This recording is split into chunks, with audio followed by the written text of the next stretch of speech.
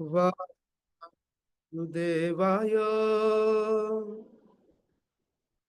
ओम नमो भगवते वासुदेवाय।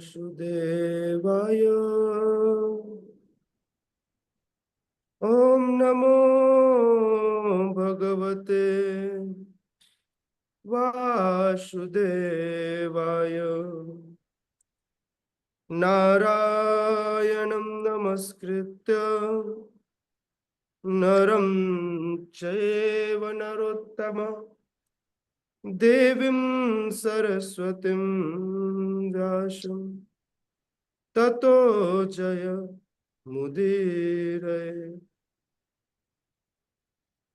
नष्टप्रायेषु भद्रेषु नित्यं भागवत सेवया भगवते उत्तम श्लोके भक्तिर्भवति नैष्ठिकी।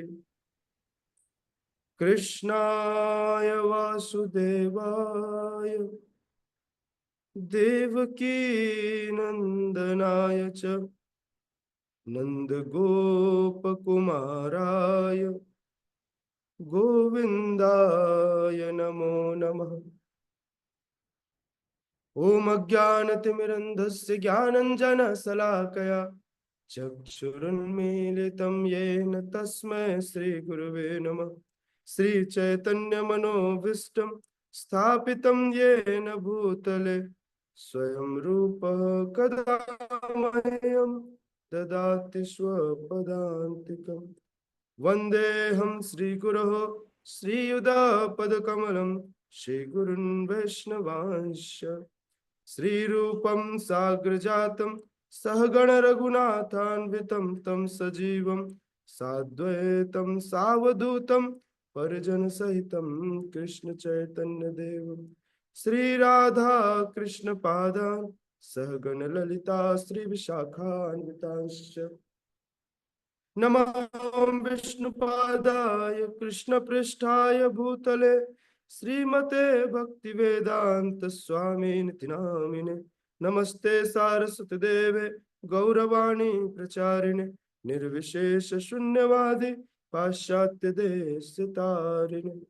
हे कृष्ण करुणा सिंधु दीनबंधु जगतपते गोपेश गोपिका कांत राधा कांत नमोस्तुते। तप्त कांचन गौरांगी राधे वृंदावनेश्वरी वृषभानुसुते देवी प्रणमामि हरिप्रिये। वाञ्छाकल्पतरुभ्यश्च कृपा सिन्धुभ्यैव च पतितानां पावनेभ्यो वैष्णवेभ्यो नमो नमः। जय श्री कृष्ण चैतन्य प्रभु नित्यानंद श्री अद्वैत गदाधर श्रीवासादि गौर भक्त वृंद। हरे कृष्णा कृष्णा कृष्णा हरे हरे हरे राम राम राम हरे हरे। हरे कृष्णा। स्वागत है आप सभी का श्रीमद् भगवद गीता के सुबह के सत्र में। आप सभी श्रवण कर रहे हैं भगवत वाणी भगवत गीता।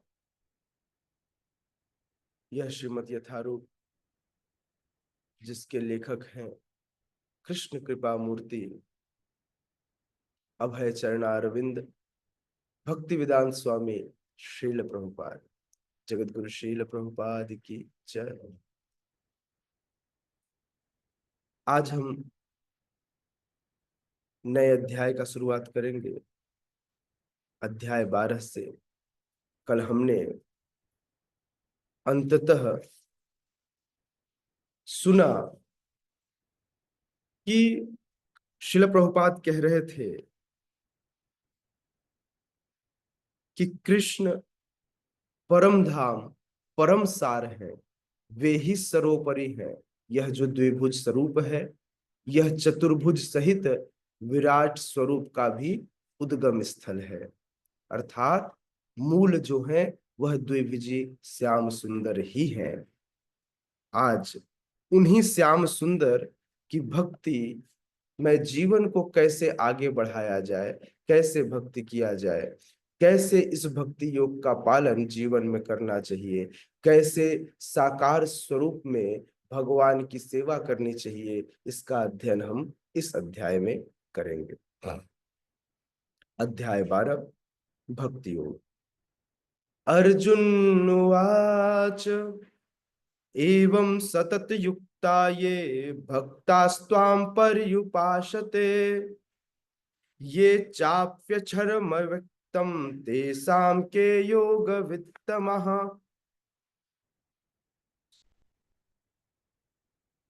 अर्जुन उवाच एवं सतत युक्ता ये भक्तास्त्वां पर्युपासते ये चाप्याक्षरमव्यक्तं तेषां के योग वित्तमा। अर्जुन उवाच एवं सतत युक्ता ये भक्तास्त्वां पर्युपासते ये चाप्यक्षरमव्यक्तं तेषां के योग वित्तमाः। यस, कोई पढ़ेगा, रिसाइट करेगा प्लीज, हेमा माता जी। हरे कृष्ण प्रभु जी। जी अर्जुन उवाच एवं सततयुक्ता ये भक्ता स्वत्वां पर्युपासते ये चाप्यक्षरं व्यक्तं तेषां के योगवित्तमा। हरे कृष्ण प्रभु जी। यस, हिरण्यगर्भ प्रभु। अर्जुन उवाच एवं सततयुक्ता ये भक्तास्त्वां पर्युपासते ये चाप्यक्षर अव्यक्तं तेषां तेषां के योग वित्तमः। यस, सूरज प्रभु। हरे कृष्ण, दंडवत प्रणाम प्रभु। हरे अर्जुन उवाच एवं सततयुक्ता ये भक्तास्त्वां पर्युपासते ये चाप्यक्षरम् अव्यक्तं तेषां के योग वित्तमा। हरे कृष्ण। यस, आशिता माता जी। हरे कृष्ण प्रभु जी, दंडवत प्रणाम। अर्जुन उवाच एवं सततयुक्ता ये भक्तास्त्वां पर्युपासते ये चाप्यक्षरं व्यक्तं तेषां के योग वित्तमा। हरे कृष्ण। कोमलता माता जी। हरे कृष्ण प्रभु जी, सादर प्रणाम। अर्जुन वाच एवं सतत युक्ता ये भक्ता स्तवं पर्युपासते ये चापक्षरमा व्यक्तं तेषां के योग वित्तमः। शब्दार्थ, अनुवाद एवं तात्पर्य। हिज डिवाइन ग्रेस अभय चरणारविंद भक्ति वेदांत स्वामी श्रील प्रभुपाद के द्वारा जगत गुरु श्रील प्रभुपाद की जय। अर्जुन उवाच, अर्जुन ने कहा, एवं इस प्रकार, सतत निरंतर, युक्ता तत्पर, ये जो भक्ता भक्तगण त्वाम आपको पर्युपासते ठीक से पूजते हैं, ये जो च भी अपि पुनः अक्षरम इंद्रियों से परे अव्यक्तम अप्रकट को तेषाम उनमें से के कौन योग वित्तमः योग विद्या में अत्यंत निपुण। अर्जुन का प्रश्न है। अर्जुन क्वेश्चन कर रहे हैं भगवान से और कह रहे हैं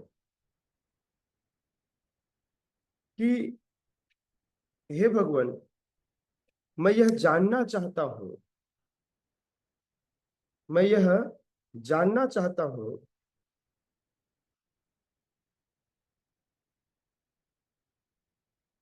कि एवं सतत युक्ता ये जो आपकी सेवा में सतत युक्ता ये भक्ता स्वाम पर्युपासते सदैव लगे रहते हो, सेवा में सदैव लगे रहते हैं। एवं सतत युक्ता ये भक्तास्त्वाम पर्युपासते, जो आपकी सेवा में सदैव भक्त लगे रहते हैं।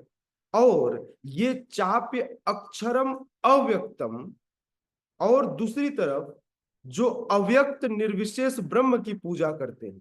दो व्यक्तियों की बात कर रहे हैं। एक कह रहे हैं सतत युक्ति से जो भक्त आपकी सेवा करते हैं, और दूसरे वे जो अव्यक्त रूप में आपकी निर्विशेष ब्रह्म की पूजा करते हैं। इन दोनों में किसे अधिक पूर्ण या सिद्ध माना जाए?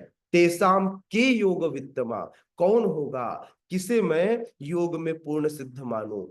तो भगवान में प्रश्न क्या है? प्रश्न बहुत क्लियर है, छोटा सा प्रश्न है। अर्जुन को हुआ कि भगवान आपने भी बहुत सारी चीजें बताया कि भक्त कई बार भगवान को उनके निराकार स्वरूप में भी पूछते हैं, विराट स्वरूप में भी पूछते हैं। अब मैं जानना चाहता हूं कि एक व्यक्ति सतत किसी युक्ति से किसी प्रकार से आपकी सेवा करता है, और दूसरा वो व्यक्ति है जो आपकी सेवा करता है, अर्थात यज्ञ तो करता है लेकिन निर्विशेष ब्रह्म के लिए। तो इन दोनों में से कौन है, इन दोनों में से कौन है जो आपके योग से सदैव युक्त है? अर्थात कौन अधिक पूर्ण है, कौन अधिक सिद्ध है, मैं किसे मानूं? ऐसा प्रश्न है अर्जुन का। श्रील प्रभुपाद इसके तात्पर्य में लिखते हैं, भगवान श्री कृष्ण स्वयं भगवान को समझने के 3 स्तरों की व्याख्या कर चुके हैं। भगवान को 3 स्तर पर समझा जाता है। पहला सर्व व्यापक शक्ति, या इसको कह सकते हैं आप जैसे सूर्य में सूर्य का प्रकाश होता है वैसे ही ब्रह्म ज्योति के फॉर्म में। दूसरा परमात्मा के फॉर्म में, और तीसरा स्वयं भगवान के फॉर्म में। तो 3 तरह से हम भगवान को समझते हैं। किस प्रकार से? पहला निराकार स्वरूप ब्रह्म ज्योति, तो ऐसे भी लोग हैं जो ब्रह्म ज्योति के उपासक हैं, लेकिन इसकी व्याख्या शिला प्रभुपाद अपने तात्पर्य में कहते हैं, यह ब्रह्म ज्योति क्या है? यह ब्रह्म ज्योति भगवान के शरीर से निकलने वाला जो दिव्य तेज है उसे ही ब्रह्म ज्योति कहा जाता है। मैं पिछले क्लासों में बता रहा था कि यदि कोई 12 बजे सूर्य को देखना चाहे तो सूर्य को नहीं देख सकता, क्योंकि उसे देखने के लिए उसे आंखों पर विशेष चश्मे की आवश्यकता होगी, नहीं तो उसका प्रकाश इन सामान्य आंखों को सूर्य को देखने नहीं देगा। केवल आपको वहां पर प्रकाश ही प्रकाश दिखाई देगा। लेकिन यदि आप किसी फिल्म या काले कलर के चश्मे से आप देखें, ब्लैक चश्मे से देखें, तो आपको सूर्य दिखाई देगा। मतलब आपको देखने के लिए विशेष योग्यता की आवश्यकता होती है। बिल्कुल उसी प्रकार से कुछ लोग केवल ब्रह्म ज्योति को ही जान पाते हैं, उसके अलावा उसके आगे नहीं जान पाते। दूसरा स्वरूप है भगवान का, जो पूरे चराचर जगत में सर्वत्र व्याप्त है, परमात्मा स्वरूप में। हर जीव के हृदय में, हर जीव के हृदय में परमात्मा स्वरूप में भगवान विद्यमान रहते हैं। तो यह उनकी व्यापकता है। इसको सूर्य लोक से आप समझ सकते हैं कि ये सूर्य लोक। लेकिन तीसरे हैं, किसके कारण सूर्य लोक है? तो वे हैं सूर्य देव। उसी प्रकार से तीसरे जो मूल है वे हैं भगवान।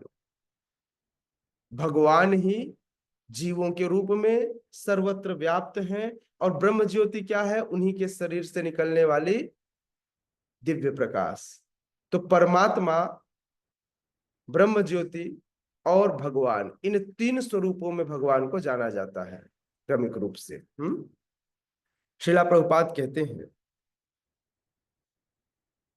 कि अब भगवान वर्णन कर चुके हैं कि साकार क्या है, निराकार क्या है, सर्वव्यापकता क्या है, किस प्रकार के भक्त होते हैं और किस प्रकार के योगी जन होते हैं। अतः इन सब गुणों के आधार पे आध्यात्मवादियों को 2 श्रेणी में बांटा गया। जो आध्यात्मिक जीवन जीते हैं ऐसी 2 श्रेणियां बताई गई। पहली श्रेणी है सगुणवादियों की, जो भगवान को गुण सहित साकार मानते हैं, और दूसरी है निर्विशेषवादी, जो भगवान को निराकार निर्गुण मानते हैं। तो दो तरह के आध्यात्मिक लोगों की यहां पर चर्चा की गई है। सगुणवादी वे हैं जो अपने जीवन में जो कुछ भी व्यवस्था है, जो कुछ भी शक्ति है, जो कुछ भी अर्थ है, उसका प्रयोग भगवान की सेवा में करते हैं, वे सगुणवादी हैं। अर्थात जिस भी प्रकार की उनके पास शक्ति है, उस शक्ति का प्रयोग वो भगवान की सेवा में करते हैं।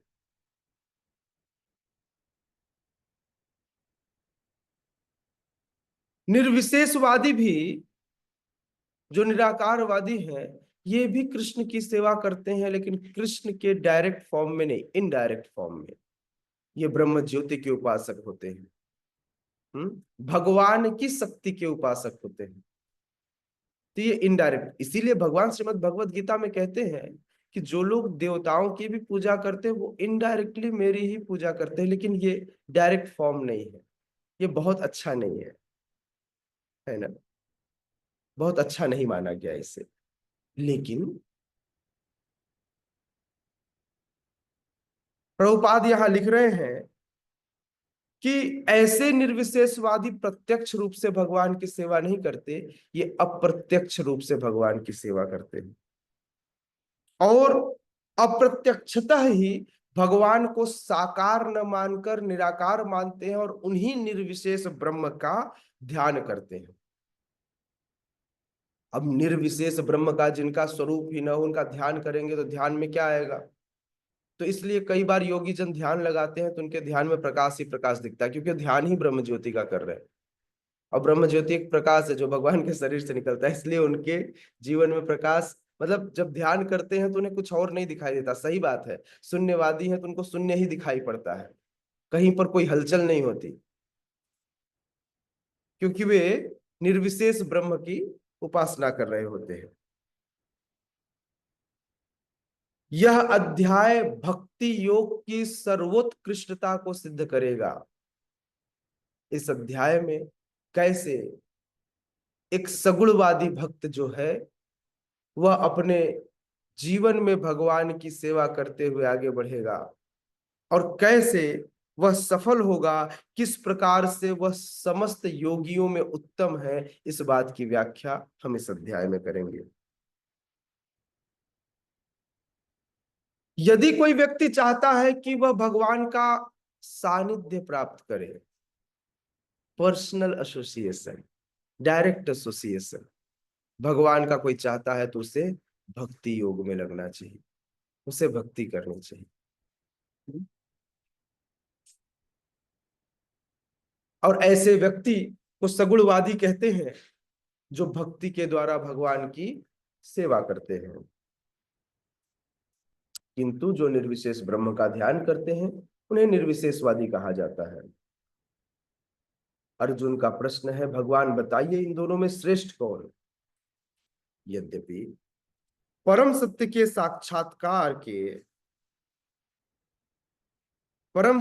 साक्षात्कार के अनेक साधन हैं, लेकिन फिर भी भगवान मैं जानना चाहता हूं, मुझे बताइए कि आपके अनुसार सगुणवादी श्रेष्ठ है या निर्विशेषवादी?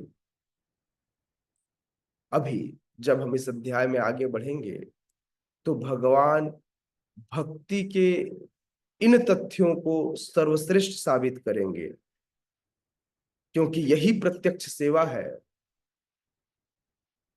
और भगवान को यदि कोई प्राप्त करना चाहता है तो भगवान की डायरेक्ट सेवा, अर्थात जो व्यक्ति भगवान की सेवा में निरंतर लगे रहते हैं, अर्थात भक्ति योग से अच्छा भगवान को पाने का कोई दूसरा साधन नहीं है।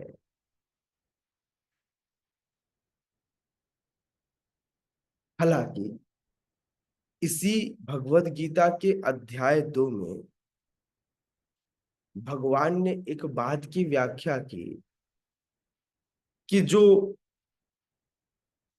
जीव है वह जीव यह भौतिक शरीर नहीं है बल्कि आत्मा है। तो बोले भगवान भी परमात्मा है। फिर आप उनको, जब जीव को आप शरीर नहीं मानते तो भगवान को आप क्यों ऐसा मान रहे हैं शरीर? तो अच्छा बताऊं कि हमारी आत्मा सच्चिदानंद है और भगवान का पूरा शरीर ही सच्चिदानंद है। समझ में आ रहा है? भगवान का शरीर पंचभूतों से, इन प्राकृतिक तत्वों से मिलकर नहीं बना। भगवान पूर्ण रूपेण सच्चिदानंद है, वे अप्राकृत हैं, वे पूर्ण रूप से आध्यात्मिक है। हमारा आत्मा केवल परमात्मा का अंश है। यह शरीर तो पंचभूतों से बना हुआ शरीर है। पंचभूतों का यह शरीर है। श्रीला प्रभुपाद कहते हैं कि जो आत्मा है वह आध्यात्मिक स्फुलिंग है और परम सत्य जो है वह परम पूर्ण है।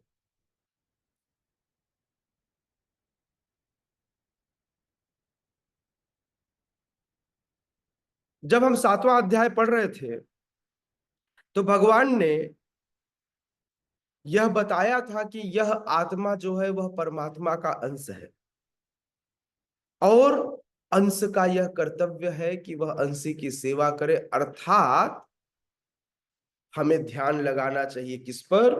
अंशी पर। जिस प्रकार से इस शरीर के सभी अंगों का कर्तव्य है, इस शरीर का पालन पोषण करना, इस शरीर का मूल है पेट। पेट भरता है, पेट में कुछ जाता है तो शरीर को ऊर्जा प्राप्त होती है। शरीर के सभी अंगों को पोषण मिलता है। कहां से? पेट से।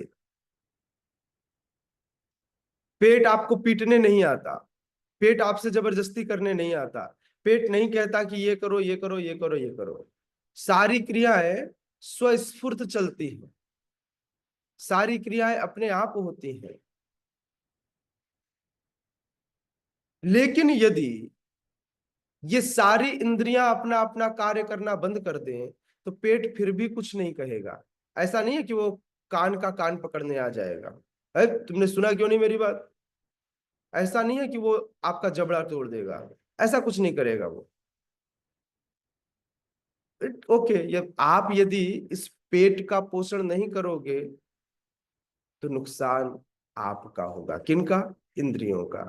बिल्कुल उसी प्रकार से भगवान किसी को नहीं कहने आते तुमने पूजा क्यों नहीं कर रहे, तुम ये गड़बड़ क्यों कर रहे हो। भगवान ऐसा कुछ भी कहने नहीं आते। लेकिन यदि आप नहीं करते तो ये आपकी इच्छा है।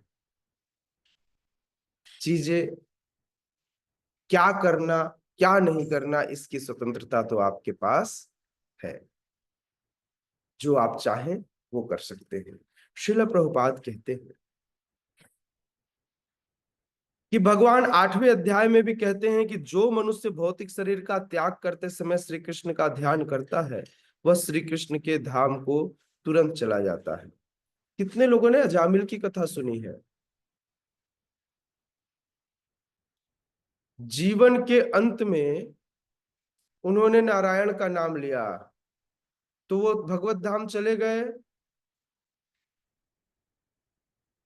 तुरंत। जी। और कोई?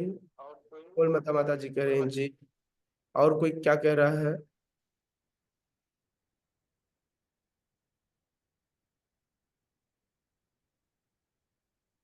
यस, क्या कह रही हैं सीता माता जी? हरे कृष्णा प्रभु जी। भागवतम में तो यही सुनने में आता है कि वो सीधे चले गए थे भगवत धाम। जी हरे। बिल्कुल ऐसा नहीं है ना। भागवतम में यदि आप, चूंकि कथा वहां पर समाप्त कर दी जाती है जहां से यमदूत तो से विष्णु दूत जो है अजामिल को छुड़ा लेते हैं, कथा उसके आगे भी है ना। वह जब नारायण बोलता है तो नारायण बोलने के बाद विष्णु दूत आते हैं और उसे उस यमपाश से मुक्त कराते हैं। और यमपास से मुक्त कराने के बाद उसे भक्ति करने का अवसर प्रदान किया जाता है, क्योंकि उसे समझ में आ जाती है, क्योंकि बिना भक्ति के इवन दो, क्योंकि उसकी चेतना नारायण नाम उसने बोला था, ये नाम की महिमा है कि यदि आपने अंतिम समय में नाम ले लिया तो आप यमपास से मुक्त हो जाओगे। लेकिन जो नारायण थे उन्होंने नारायण का नाम लिया था, लेकिन भाव नारायण के लिए नहीं थे, अपने पुत्र के लिए थे। अतः इस नाम के प्रभाव से उसके जीवन के समस्त कलमश खत्म हो गए। जीवन के अंत में विष्णु दूतों के आगमन से उसे जीवन में समझ में आया क्या करनी है। तत्पश्चात उसने पूर्ण रूपेण समर्पित होकर भगवान की भक्ति की और जीवन के अंत में वो भगवत धाम को प्रयाण किया, है ना। ऐसा नहीं है कि उसने उसी समय नारायण नारायण जपा और विष्णुदूत आए और उसे अपने साथ ले गए। नहीं, विष्णुदूत आए, यमपास में छुड़ाए और वापस चले गए। विष्णुदूत से लेकर नहीं गए अपने साथ। उसके बाद उन्हें भक्ति करनी पड़ी, है ना। उसके बाद उन्हें भक्ति करनी पड़ी और भक्ति करने के बाद वे भगवत धाम को वापस गए। ओके, यस हिरण्यगर प्रभु हरे कृष्ण प्रभु जी। जी। प्रभु जी, कहने का अर्थ है कि हमें कोई भी कंडीशन हो भक्ति का प्रोसेस फॉलो करना पड़ेगा, भले हमें हाँ, स्वीकृति मिलती रही भक्ति के लिए। ये स्वीकृति तो देने के लिए इतने सारे भक्त आपके सामने बैठे हुए हैं। देखिए, सारे भक्त हैं, सूरज प्रभु है, उमाकांत माता जी हैं, रौनक प्रभु हैं, ज्योति माता जी हैं, विष्णुमाला माता जी हैं। ये सारे लोग स्वीकृति ही तो देने आते हैं। वैष्णवों के दर्शन मात्र से भक्ति करने की स्वीकृति प्राप्त होती है। आप इसका लाभ उठाते हैं अथवा नहीं, ये तो आपका जीवन है। आप करना चाहें तो अति उत्तम, न करना चाहे तो यमदूत तैयार बैठे हैं। कोई परेशानी थोड़ी है। हर समय मतलब ऑप्शन बंद नहीं होते, ऑप्शन तो खुला है। करना क्या है, यह जीवात्मा की अपनी स्वतंत्रता है ना। श्रील प्रभुपाद आगे लिखते हैं कि जो मनुष्य भौतिक शरीर का त्याग करते समय श्री कृष्ण का ध्यान करता है, वह श्री कृष्ण के धाम को तुरंत चला जाता है। यही नहीं, छठे अध्याय के अंत में भगवान ने स्पष्ट किया कि योगियों में से जो अपने अंतःकरण में निरंतर कृष्ण का चिंतन करता है वही परम सिद्ध माना जाए। छठे अध्याय में क्लियर कर चुके थे, लेकिन अर्जुन को कहीं ना कहीं फिर से डाउट आ गया था, या फिर इतनी सारी बातें सुनकर दिमाग थोड़ा सा ऐसा हो गया होगा, पजल्ड हो गया होगा। तो उसने पुनः प्रश्न किया, भगवान मुझे नहीं समझ में आया, फिर से बताओ कौन श्रेष्ठ, सगुणवादी या निर्विशेषवादी। तो श्रीला प्रभुपाद यहाँ क्लैरिटी दे रहे हैं और क्लियरली छठे अध्याय के अंतिम श्लोकों में भगवान ने यह कह दिया था, जो व्यक्ति अंतःकरण में सदैव श्री कृष्ण का ध्यान करता है, वह अंतःकरण में श्री कृष्ण का ध्यान करते हुए कार्य करता है, तो वह सगुण रूप के प्रति अनुरुक्त हो जाता है और जीवन के चरम आत्म साक्षात्कार को प्राप्त करता है। यदि इन सब चीजों को जानने के बाद भी यदि व्यक्ति भगवान के साकार स्वरूप से अनुरक्त न हो और अनमने ढंग से यह कहते हुए कि नहीं भाई मैं तो खूब दान धर्म करता हूं, यही मेरे जीवन का लक्ष्य है, मैं लोगों को खाना ही खिलाऊंगा, बोले ठीक है आप लोग भक्ति करो, हमसे भक्ति नहीं होता, हम तो भंडारा चलवाएंगे, स्कूल चलवाएंगे, कॉलेज चलवाएंगे, लोगों को एजुकेट करेंगे। और इस तरह से वह मानव सेवा को ही माधव सेवा समझने लगे। जीव मात्र के प्रति दया दिखाना यह वैष्णव धर्म है, लेकिन दया का मतलब यह नहीं है जो लोगों को लगता है। जीव मात्र के प्रति दया दिखाकर आपने वह व्यवस्थाएं प्रदान कर दी, स्कूल शिक्षा आदि, और कल वह शिक्षा लेने के बाद, स्कूलिंग करने के बाद जो कर्म करेगा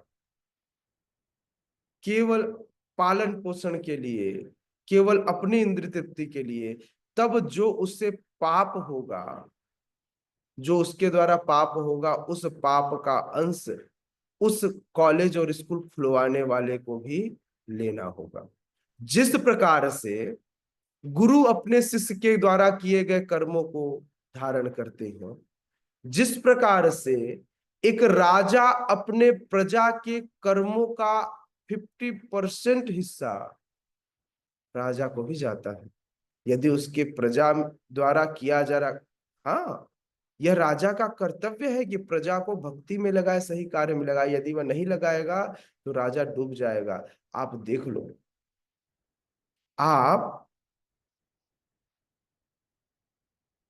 आप यदि आप ध्यान से देखें तो बड़े बड़े जो राजनेता हैं, इनके जीवन का अंतिम समय बड़ा खतरनाक हो जाता है। अच्छा, राजनेताओं के तो छोड़ दीजिए, हमारे गुरुओं की स्थिति देख लीजिए, शिष्यों का, हम लोगों का पाप ढोते ढोते आंतरिक रूप से तो ये प्रसन्न रहते हैं, आंतरिक रूप से उनको किसी भी प्रकार की कोई परेशानी नहीं होती, किंतु बाह्य रूप से अगर बाहरी शरीर देखा जाए तो बहुत सफर करते हैं।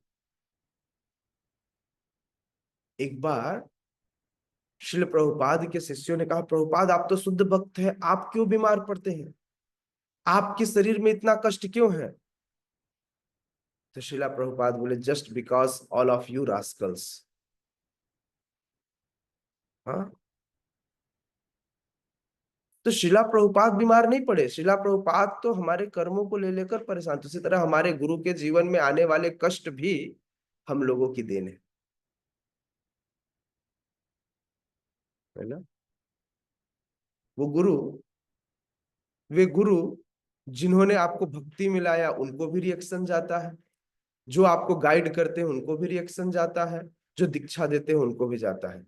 केवल दीक्षा गुरु को रिएक्शन नहीं जाता, मतलब यह सोचना कि केवल मेरे दीक्षा गुरु को रिएक्शन जाएगा, नहीं, गुरु को जाता है, उसमें मेंशन नहीं किया गया, दीक्षा गुरु को जाता है। इसलिए आप देखेंगे विशेषकर प्रचारक भक्तों के जो जीवन है, उनके जीवन में विविध प्रकार के कष्ट आते हैं, वे बहुत बीमार हो जाते हैं, कई बार उनको शारीरिक रूप से कई बार बहुत कष्ट मिलता है। हाँ, क्योंकि वे लोगों को भक्ति में लाते हैं और कई बार वे उनकी रिस्पॉन्सिबिलिटी ले लेते, तुम ये करो मैं देख लूंगा, ऐसा बोल देते हैं, वे रिस्पॉन्सिबिलिटी ले लेते हैं। हालांकि इसी को वैष्णव कहते हैं, क्योंकि वैष्णव जीव मात्र के प्रति अत्यंत दयालु होता है। श्रील प्रभुपाद कहते हैं,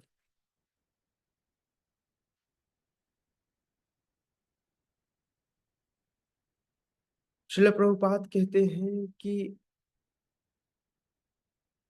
यहां तक कि भगवत गीता की टीका करते हुए भी ऐसे लोग जो निर्विशेष ब्रह्म में लगते हैं, वे भगवत गीता पढ़ते भी हैं, इस पर टीका भी करते हैं, उसके बाद भी वह भगवत गीता में से श्री कृष्ण को हटा देते हैं,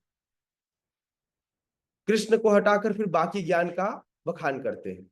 उन्हें कृष्ण से मतलब नहीं, मतलब वो कह रहे हैं शक्ति तो है लेकिन शक्तिमान नहीं है, बिना शक्तिमान के वे शक्ति के अस्तित्व की परिकल्पना करते हैं, और वे श्री कृष्ण को हटा करके उनकी सारी भक्ति को निर्विशेष ब्रह्म ज्योति की तरफ मोड़ देते हैं। उन्हें लगता है कि इस प्रकार से निराकार रूप में ध्यान करना ही श्रेष्ठ है।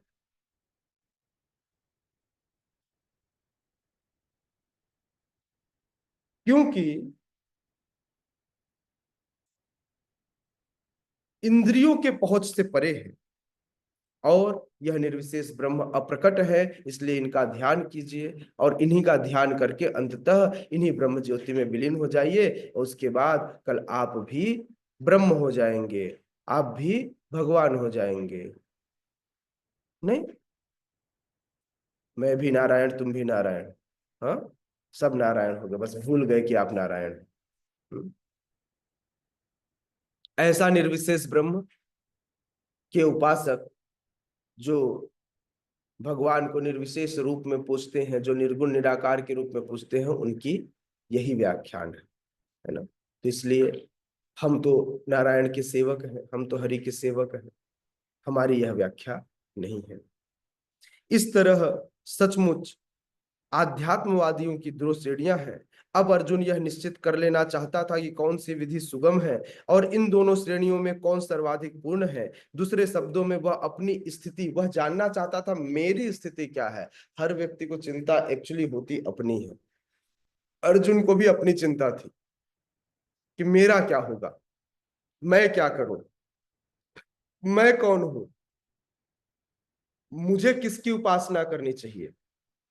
तो अर्जुन पूछता है, वह निश्चित कर लेना चाहता था कि वह अभी भगवान जो सामने श्री कृष्ण बैठे हैं वह उनके प्रति अपनी अनुरक्ति दिखाए या फिर निर्विशेष ब्रह्म की पूजा करे। क्योंकि हम सब के लिए तो फिर भी ठीक है कि चलो भाई अलग अलग मंदिरों में विग्रह हैं, हम जाते हैं दर्शन करते हैं। अर्जुन के सामने साक्षात भगवान थे, तो थोड़ा कंफ्यूजन हो गया कि भगवान मैं आपकी पूजा करूं कि कहीं और जाऊं पूजा करने। प्रश्न इसलिए अर्जुन ने किया था क्योंकि उसके सामने तो साक्षात भगवान थे, साक्षात भगवान ही ये उपदेश दे रहे हैं और भगवान से ही पूछ रहा आप बताओ किसकी पूजा करूं, आपकी करूं कि नहीं करूं। प्रश्न सीधा सीधा था, लेकिन अब सीधा सीधा करता थोड़ा अजीब लगता, तो इसलिए उसने घुमा कर पूछा कि सगुणवादियों और निर्विशेषवादियों में कौन श्रेष्ठ है, आप ये बता दीजिए, तो मैं उस नियम का पालन करूंगा। श्रील प्रभुपाद लिखते हैं कि अर्जुन शुरू से ही कृष्ण से बहुत प्रेम करता था, कृष्ण के उस स्वरूप से में बहुत अनुरक्त था, उसके हर श्वास से कृष्ण निकलता था। एक बार कृष्ण अर्जुन के कमरे में, कृष्ण अर्जुन के सखा है, तो अर्जुन के कमरे में अर्जुन से मिलने गए। जब अर्जुन से मिलने गए तो अर्जुन सो रहे थे, लेकिन अचानक ही उन्होंने देखा कि कमरे में कोई और नहीं, अकेला अर्जुन है और इस कमरे से आवाज आ रही है, कृष्ण कृष्ण कृष्ण कृष्ण कृष्ण। तो बोले ये कृष्ण कृष्ण कौन कर रहा है, कोई दूसरा जीव बैठा है जो मनुष्यों की आवाज निकालकर कृष्ण कृष्ण का नाम जप रहा है। ढूंढने लगे आवाज का वो सोर्स कहाँ है, वह स्रोत कहाँ है। इधर देखा उधर देखा, जिस पलंग पर सोए थे उस पलंग के नीचे देखा, फिर उन्होंने उस आवाज का पीछा किया और उन्होंने क्या देखा, अर्जुन जितनी बार सांसें छोड़ते हैं उन सांसों के साथ कृष्ण शब्द बाहर निकलता है, उनकी सांसों में कृष्ण मिले हुए थे।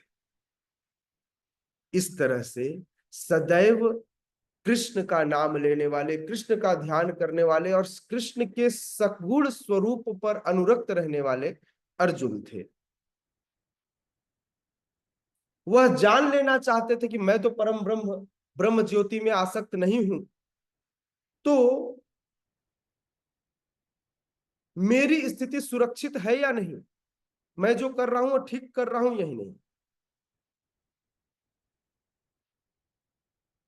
निराकार स्वरूप चाहे इस लोक में हो चाहे श्री भगवान के परम लोक में ध्यान के लिए समस्या बना रहता है। वास्तव में कोई भी परम सत्य के निराकार रूप का ठीक से चिंतन नहीं कर सकता।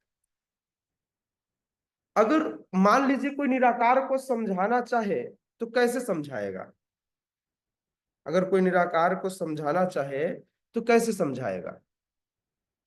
हर व्यक्ति निराकार को अपने तरीके से ध्यान करता है, कोई आंखों के बीच में काली काली गोला गोला ज्योति घूमते रहता है उसको फॉलो करता है, कोई अपने मस्तिष्क के बीच में ले जाकर अपने ध्यान को केंद्रित करना चाहता है, और कई बार वो इसमें भटक जाता है और कई बार व्यक्ति सो जाता है, समझ में नहीं आता ध्यान किसका करो।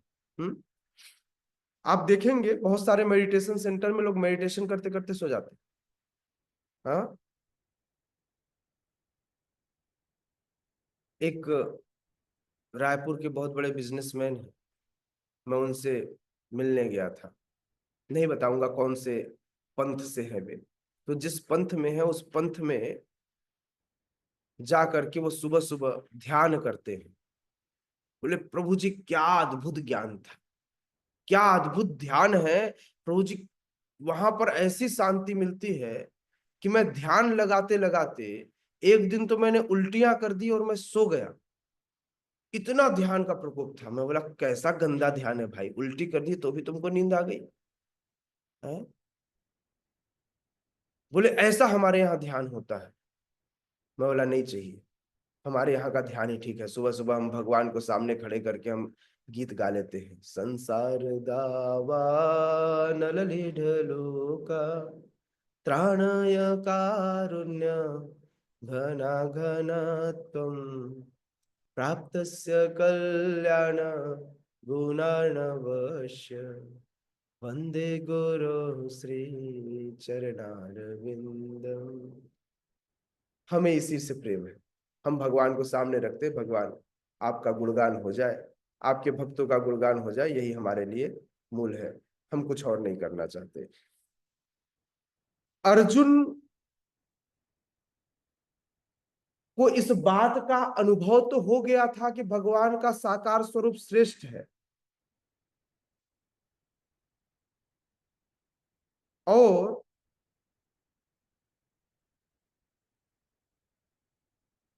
क्योंकि वह इसी साकार स्वरूप का ध्यान करके ही भगवान के सारे रूपों को समझ सकता है और उनके प्रेम में कोई व्यवधान भी नहीं पड़ेगा। लेकिन फिर भी अर्जुन क्लैरिटी चाहते थे कि भगवान अपने मुख से कहे। कई बार अगर यह प्रश्न इस भगवत गीता में नहीं होता तो लोग कहते भगवान ने कभी भगवत गीता में ऐसा कहा है क्या? क्या निर्विशेष निराकार जो है वो उसकी पूजा नहीं करनी, केवल साकार स्वरूप की करनी। तो इसलिए अर्जुन ने सीधा सीधा प्रश्न पूछ लिया कि कल हम जैसे मूल बुद्धि जब आएंगे तो उनके लिए कोई डाउट न रह जाए। ये हमारे लिए पूछा गया प्रश्न था।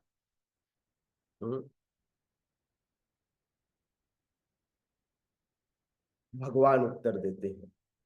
श्री भगवानुवाच मय्यावेश्य मनो ये माम नित्ययुक्ता उपासते श्रद्धया परयोपेतास्ते मे युक्ततमा मता।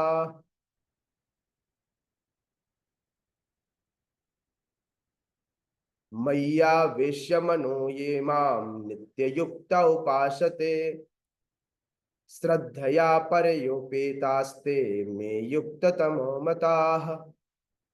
श्री भगवानुवाच मय्यावेश्य मनो ये माम नित्ययुक्ता उपासते श्रद्धया परयुपेतास्ते ये मे युक्ततमा मताः। यस, कोई रिसाइट करे या फिर कोमलता कोई प्रश्न है? प्रभु जी मैं पढ़ूंगी। पढ़ेंगे, ओके प्लीज पढ़िए। श्री भगवान उवाच मय्यावेश्य मनो ये मां नित्ययुक्ता उपासते श्रद्धा पर्योपेतास्ते इमे युक्तात्मा मतः इमे युक्तात्मा जय मतः। यस, आशिता माता जी। हरे कृष्ण प्रभु जी। जी श्री भगवान उवाच मय्यावेश्य मनो ये मां नित्ययुक्ता उपासते श्रद्धया परयोपेतास्ते मे युक्ततमा मता। हरे कृष्ण। यस, प्रीति माता जी। हरे कृष्ण प्रभु जी, दंडवत प्रणाम। श्री भगवान उवाच मय्यावेश्य मनो ये श्रद्धया पर्यपितास्ते मे युक्ततमो मता। Thank you. यस, हेमा माता जी। हरे कृष्ण प्रभु जी। श्री भगवान उवाच मय्यावेश मनो ये मां नित्ययुक्ता उपासते श्रद्धा पर्योपेतास्ते मे युक्तमा मता। हरे कृष्ण। थैंक यू प्रभु जी। चाल प्रभु, भगवत गीता है, जी प्रभु जी, हरे कृष्ण दंड प्रणाम। पढ़िए। श्री भगवानुवाच मया वेश्या मनो ये मां नित्ययुक्ता उपासते श्रद्धया पर्योपेपास्ते मे युक्तमा मता।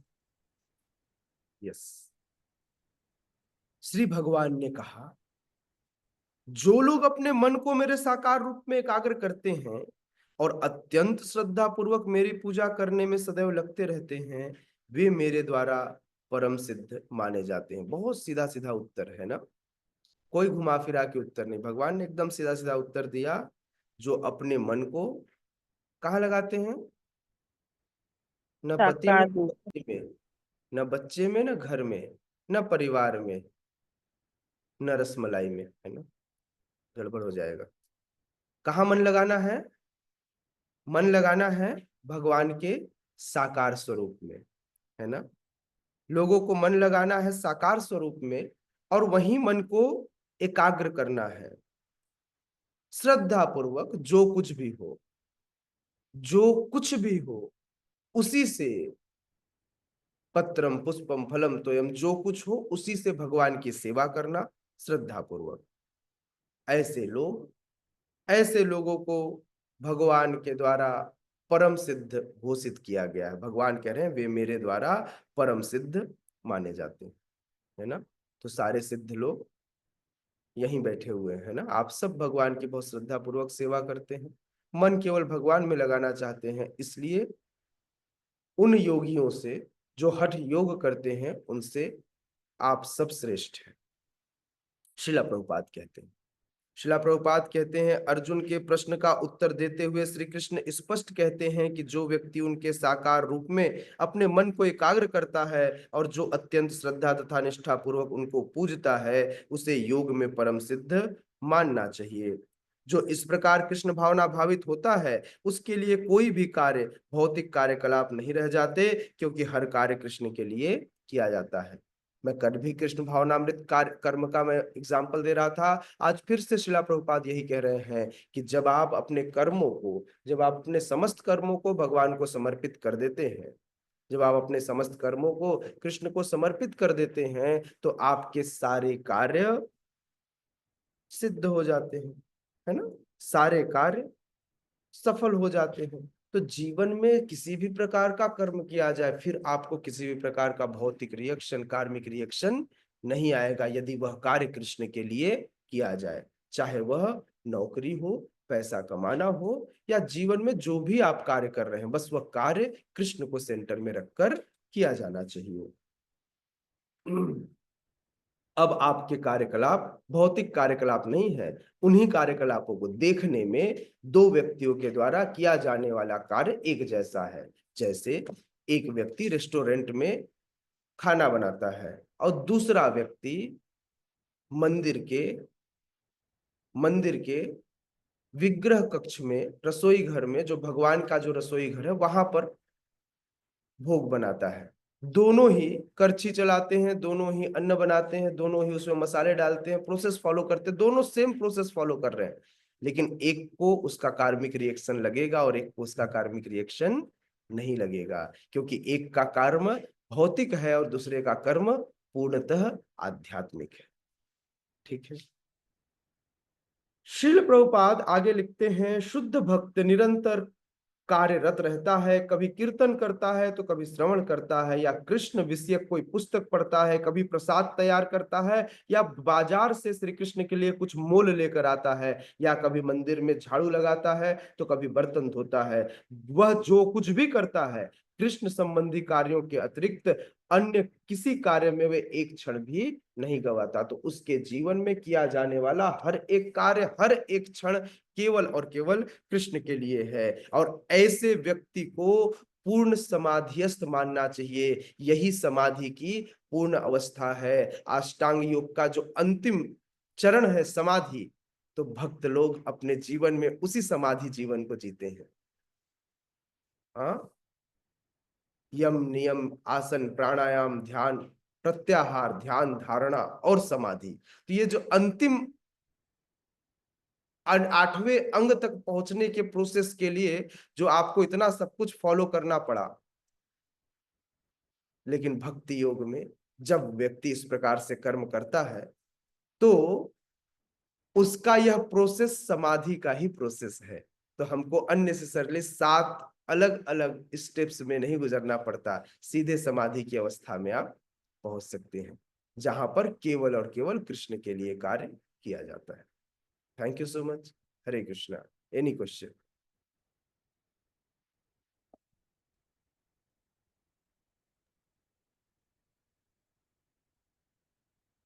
यस, किसी का कोई प्रश्न है? No question?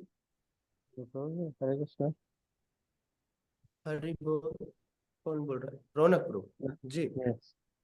हाँ प्रभु जी, अभी जैसे आपने बोला कि हम लोग ऑलरेडी समाधि में, मतलब वी आर गोइंग टुवर्ड्स समाधि या we already there, like we are already practising it, क्या? प्रभु, जितना परसेंट आपका लाइफ कृष्णा कॉन्शियस कॉन्शियस हो चुका है, उतने परसेंट आप समाधि की अवस्था में है ना। अब ये डिपेंड करता है कि आप कौन सा कार्य, आपका आपके जीवन के कौन से कर्म कृष्णा कॉन्शियस है और कौन से नहीं है। तो डिपेंड करता है आप कितने परसेंट समाधि की अवस्था में है और कितने परसेंट नहीं है ना। तो आप ऐसा कह सकते हैं कि हम समाधि की ओर ही जा रहे हैं, समाधि में है भी और ओर भी जा रहे हैं, दोनों एक साथ। क्योंकि चेतो दर्पण मार्जनम रोज हो रहा है, इवन दो, क्योंकि यही हरिनाम हमको आगे भी ले जाती है और यही हमारा लक्ष्य भी है, दोनों एक साथ, है ना। यस हेमा माता जी। हरे कृष्ण प्रभु जी, इसी समाधि से संबंधित मेरा एक क्वेश्चन है। बद्रीनाथ में भगवान समाधि रूप में मैंने ऑनलाइन देखा है, वो रहते हैं जैसे लोग जाते हैं चार धाम की यात्रा, मैं तो कभी गई नहीं। तो वहां पे भगवान ध्यान अवस्था में, मतलब ध्यान किसका करते हैं वो, या वो भक्तों को, वो उन्होंने एक संदेश के लिए वो ध्यान मुद्रा ली है? बद्रीनाथ में जी आदि बद्रीनाथ अर्थात नर नारायण भगवान जो है, जो नर है वो अर्जुन है और नारायण जो है कृष्ण है, उनका ये अवतार है ना। ये जो नर नारायण है, ये जीव कल्याण हेतु ध्यान में लगे हुए हैं, या यूं कह सकते हैं स्वयं का ही ध्यान करते हैं। लेकिन यह हाँ। एक भगवान का विशेष अवतार है जो जीवों को शिक्षा भी देता है कि हमको सदैव भगवान के ध्यान लगाना चाहिए, है ना। बिल्कुल आप जैसा कह रही वैसा ही। ठीक है प्रभु जी, थैंक यू। हरे कृष्णा, सादर प्रणाम। थैंक यू माता जी। हरे ओके, कृष्णा प्रभु यहीं जी, पर इस सत्र को सादर विराम प्रणाम। देते हैं। हरे उपस्थित कृष्ण सभी प्रभु जी, भक्तों, सादर प्रणाम। कोई कुछ बोल रहा है? जी प्रभु जी, मैं कोमल थोड़ा जोर से बोलिए माता जी, आपकी आवाज बहुत कम आ रही है मोबाइल के पास हरे आकर के। कृष्ण प्रभु जी, जी। सादर प्रणाम। प्रभु जी, जैसे आपने समाधि का बोला है, तो अपन को कैसे पता चलेगा? हम लोगों को तो लगता भी हम लोग तो समझ लो प्ले ग्रुप में ही है, नर्सरी भी नहीं पहुंच पा रहे हैं, ऐसा लगता है। नहीं समझ में आया माता जी, लास्ट में क्या बोला आपने? हमको क्या लगता है? हम यानी हम भक्तों को लगता, हम भक्तों को था कि प्ले हाँ, ग्रुप में है, नर्सरी भी नहीं पहुंच पा रहे हैं। कैसे पता चलेगा कि हम थोड़ा सा आगे बढ़ रहे हैं? या समझ लीजिए चाहे क्रोध हो चाहे कुछ हो, या गृहस्थ जीवन में, खास तो प्रभु जी गृहस्थ जीवन में बहुत दिक्कत होती। मैंने एक चीज देखा, मैं आज पछताती हूँ प्रभु जी जब मैं इसमें जुड़ गई हूँ, कि काश मैं इसमें आप लोग जैसे 2009 में जुड़े थे, तो मैं भी ऐसे ही जल्दी जुड़ती प्रभु जी, तो मैं बहुत आगे, यानी कि भगवान की कृपा से मैं आगे बढ़ सकती थी। अच्छी बात है कोमलता माता जी कि आपको ऐसा लगता है कि हम तो अभी नर्सरी में है। हर व्यक्ति को ऐसा ही लगना चाहिए। जिस दिन उसे लगने लग जाएगा कि उसने पीएचडी कर ली है भक्ति में, तो समझ जाइएगा उसका पतन हो जाएगा, है ना। एक भक्त कभी भी अपने को भक्ति में बढ़ा चढ़ा नहीं मानता, यही समाधि की उत्तम अवस्था है ना। अगर भक्त को ये तो आपके गुरु, आपके संगी बताएंगे कि आप समाधि में हैं या कि नहीं, ये आप थोड़ी बताएंगे कि आप कितने समाधि में। आपका काम केवल भक्ति करना है, अपने आप को बार बार चेक करना नहीं। चेक करने के लिए आपके काउंसलर, आपके गाइड, आपके गुरु हैं, वो आपको चेक करेंगे। आप केवल उनके आदेशों का पालन कीजिए, उनके द्वारा दिए गए आदेशों का अनुसरण कीजिए, यही आपका जीवन है। बाकी जी उन्हें आपको समाधि में ले जाना होगा तो समाधि में ले जाएंगे, नहीं ले जाना होगा तो नहीं ले जाएंगे, ये आप चिंता मत कीजिए, है ना। ये जी काम उनका है, आपका काम भक्ति करना है, ठीक है। जी प्रभु लेकिन कृष्ण भावना भावित जीवन जीने वाला व्यक्ति समाधि में होता है, ठीक है। जी यह समाधि के प्रोसेस में चल रहा होता है। ओके, जी प्रभु जी, हरे कृष्ण। ठीक है, thank you so much. Hare Krishna. उपस्थित गौर भक्त वृंद की जय। श्रीमद् भगवद गीता यथारूप की जय। निताय निताय गौर प्रेमानंदे। हरि हरि बोल। हरि हरि बोल। हरे कृष्णा प्रभु।